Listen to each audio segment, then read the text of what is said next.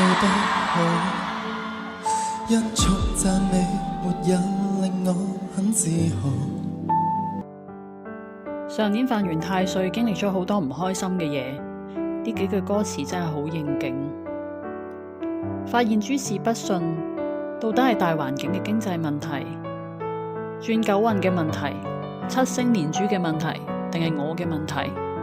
年年都睇命理書嘅我，居然係一次都未揾過師傅去睇流年。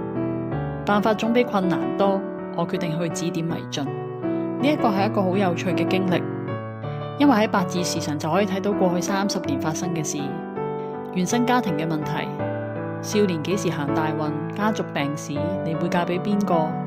由師傅把口一次過講，好似係人哋故事咁有趣，但其實係活生生自己嘅人生。唔知你有冇曾經試過好似咁樣回想一次自己發生過嘅人生大事，精唔精彩呢？後悔多定會心微笑多？